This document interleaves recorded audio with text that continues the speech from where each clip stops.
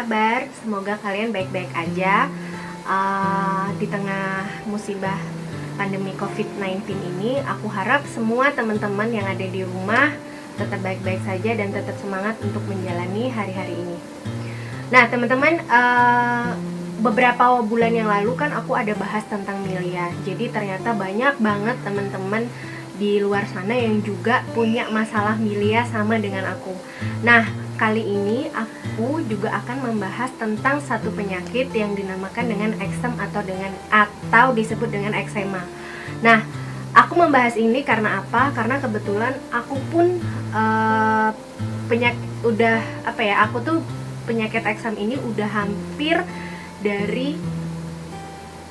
dari tahun 2015 sampai dengan saat ini. Nah, kita akan kupas lebih lanjut tentang penyakit eksem ini. Nah, waktu itu aku udah pernah bahas ini di IGS.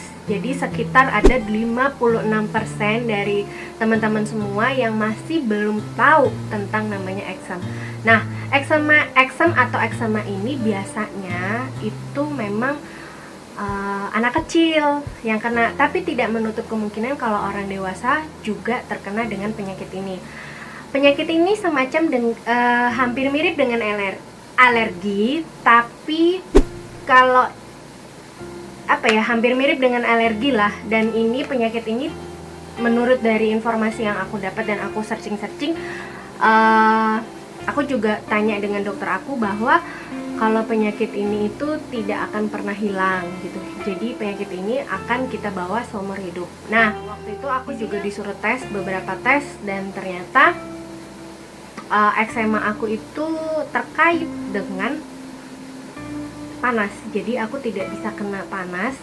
Oke. Sebelum lebih lanjut kita membahas tentang eksema. Nah, kita cari tahu dulu ya, apa sih eksema itu? Nah, eksema atau eksem atau dermatitis adalah peradangan hebat yang menyebabkan pembentukan lepuh atau gelembung kecil atau vesikel pada kulit sehingga akhirnya pecah dan mengeluarkan cairan. Istilah eksem ini juga digunakan untuk sekelompok kondisi yang menyebabkan perubahan pola pada kulit dan menimbulkan perubahan spesifik di bagian permukaan. Istilah ini diambil dari bahasa Yunani. Nah, kalau kita lihat tipenya itu ada 4. Yang pertama, atopik. Atopik ini karena turunan. Atopik umumnya dimulai ketika masih bayi dengan gejala berupa gatal. Yang kedua, dermatitis kontak, itu alergik dan iritan. Jadi disebabkan oleh reaksi kekebalan tertunda akibat kontak kulit dengan senyawa alergenik sehingga menyebabkan radang kulit dalam 48 jam. Nah, dermatitis kontak ini terjadi karena paparan senyawa iritan yang merusak kulit secara kimiawi. Contohnya, sabun keras, deterjen, dan produk pembersih lainnya. Terus yang ketiga ada eksem nomular.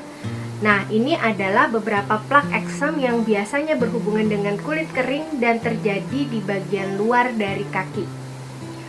Dan eksem statis, yaitu eksem kronis pada daerah bawah kaki bagian dalam yang berkaitan dengan varises. Nah, kebetulan kalau aku ini lebih ke eksem nomular dan dermatitis kontak. Jadi ada beberapa hal yang memang aku harus hindari, seperti sabun-sabun yang mengandung banyak deterjen. Sabun yang mengandung deterjen itu bukan hanya sabun cuci, tapi juga bisa sabun mandi. Nah, jadi gini, gejala utama dari timbulnya eksem ringan adalah daerah halus, sedikit memerah kering, bersisik, dapat menimbulkan gatal ataupun tidak. Biasanya terdapat pada kaki atau lengan. Pada penderita eksem akut, kulit akan mengalami gatal yang intens. Biasanya terjadi di depan siku, belakang lutut, dan wajah. Namun setiap daerah kulit mungkin terpengaruh, ya kan? Nah, faktor-faktor yang mempengaruhi ini adalah pasir, debu, deterjen, sabun, busa sabun, parfum, stres, gangguan emosi, klorin serta penggarukan dan penggosokan. Suhu lingkungan yang ekstrim. Nah, ini seperti cuaca dingin dengan kelembapan yang rendah dan udara kering juga memperburuk penyakit ini. Pada beberapa kasus, alergi terhadap makanan juga mempengaruhi eksem. Contohnya seperti susu sapi, ikan, telur, jeruk, kacang, gandum. Nah, jadi teman-teman, kita mulai dari perjalanan aku pertama kali kena eksem yang agak lumayan. Jadi aku tahun 2015 itu pertama kali kena eksem, dan itu tuh ada di sini, di lengan aku di sini gitu. Tapi nggak satu lengan gini ya, cuman beberapa titik gitu aja. Nah, terus setelah itu aku coba pergi ke beberapa dokter kulit, dan aku biasanya kan kalau aku memang alergi ya, jadi kalau aku gatal-gatal tuh biasanya aku kasih kayak minyak tawon atau enggak kayak minyak-minyakan apa gitu. Tapi ini kok enggak apa ya, kayak kok enggak berhasil gitu. Terus juga jadi kalau dia kumat itu jadi misalnya ini cuacanya ekstrim gitu, panas banget gitu kan, terus aku kena di kulit aku tuh tiba-tiba tuh langsung gatel, seketika gatel, dan itu tuh kulitnya tuh kayak naik terus ngeras, tuh kayak bentuknya titik gitu tuh sampai ngeras, dan bisa naik tuh segini. Nah gitu. Nah, ngeri nggak sih? Ya jujur sih kalau aku ngeri banget ya. Jadi aku ke beberapa dokter dikasih salep juga, kayak dokternya cuman bilang kayak ini nih kamu tuh alergi gitu. Tapi aku juga bingung gitu, kok alerginya sampai begini. Terus akhirnya aku ketemu dokter di RSPP. Nah, itu sampai sekarang sih dokter aku dia menjelaskan tentang bahwa kalau aku itu terkena penyakit eksem atau eksema ini. Nah, dari dokter pun juga menyarankan aku untuk mengganti beberapa produk-produk. Jadi kayak misalnya nih, produk perawatan tubuh aku tuh yang biasanya pakai sabun itu harus diganti. Nah, dari dokter sendiri menyarankan untuk memakai Cetaphil. Nah, tapi aku waktu itu sempat pernah pakai Cetaphil, cuman aku kayak ngerasa itu gimana ya, kalau mandi, karena kita kebiasaan ya mandi dengan banyak sabun, itu ternyata nggak bagus guys. Karena apa? Sabun itu banyak mengandung deterjen, jadi be careful. Nah, terus aku coba pakai ganti beberapa produk, terus sampai akhirnya aku ketemu sama satu produk ini. Nah, ini aku review jujur ya, karena aku udah pakai produk ini selama 6 bulan gitu. Nah, ini aku pakai nih, kalian bisa lihat nih.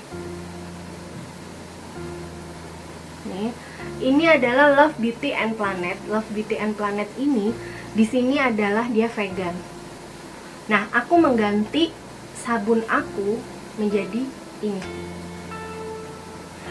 Nah, setelah itu aku juga mengganti seluruh rangkaian lotion aku menjadi oil gitu, base-nya oil. Nah, kalau oil itu kalian bisa lihat di bed box, itu banyak banget ya hand body-nya tuh kayak yang base-nya itu oil bukan lotion gitu.